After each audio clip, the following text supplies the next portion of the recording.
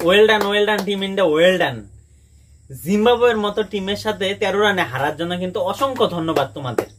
তোমরা বলে ভারতের নেক্সট সুপারস্টার, তোমরা হইছে ভারতের পরবর্তী গর্ব, এই হইলো তোমাদের গর্ব।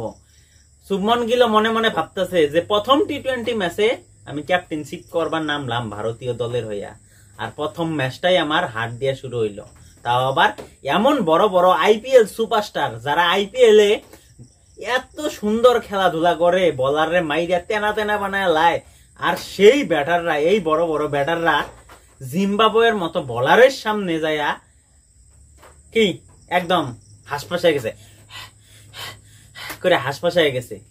কি আর বলার আছে এইখানে, মানে আর কি বলবো। শুভমন গিল 33 রান করছে, তারপরে ওয়াশিংটন সুন্দর যায়া 27 রান করছে, আর বাদ বাকি যত প্লেয়ার আছে সব সিঙ্গেল ডিজিটে রান করছে।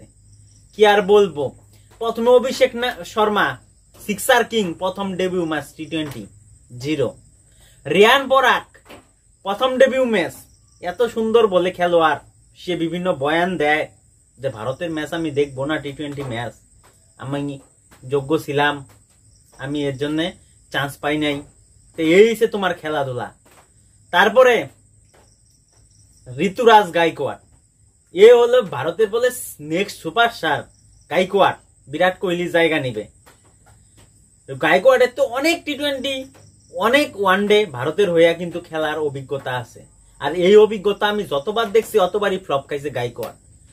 তার পুরানা যত রেকর্ড তুলে দেখো, 2-1টা ম্যাচ বাদে প্রত্যেকটা ম্যাচেই ফ্লপ ভারতের হয়ে জার্সিতে। ধ্রুব জুরেল, বাপরে বাপ, তোমরা বলে এরকম বলে ব্যাটার। রিঙ্কু সিং 0।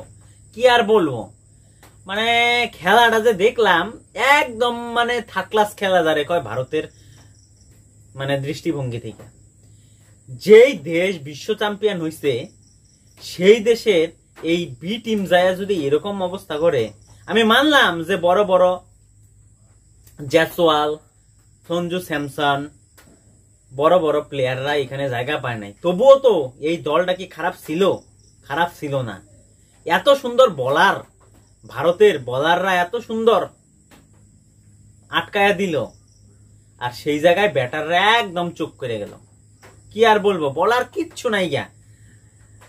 যেখানে বলাররা 90 রানে 9 উইকেট তুলে ফেলাইছে, লাস্ট উইকেট পার্টনারশিপ 25 রান, সেটা ভাঙবার পাইল না। লাস্ট উইকেট পার্টনারশিপ জিম্বাবুয়ের 25 রানের পার্টনারশিপ, সেটা ভাঙতে পারলো না। যাই হোক, গেল 115 রানে তারা ভারতের লক্ষ্য দিল। কিন্তু পরবর্তীতে ভারতের এরকম খেলা কি উচিত ছিল? একমাত্র বলো তো, ভারত এরকম খেলার ডিজার্ভ করে না। তো অতএব আমরা চাবো যে পরবর্তী টি-20 ম্যাচে এটার যেন উল্টা হয়, কারণ জিম্বাবুয়ের সাথে যদি সিরিজ হারার একটা প্রশ্নও আসে, তাহলে কিন্তু ভারতের এই বিশ্ব চ্যাম্পিয়ন দলের কিন্তু মান ইজ্জত কিচ্ছু থাকবো না। সেটা মাথায় রাখা তোমরা অবশ্যই খেলো। দেখা হচ্ছে পরবর্তী ভিডিওতে।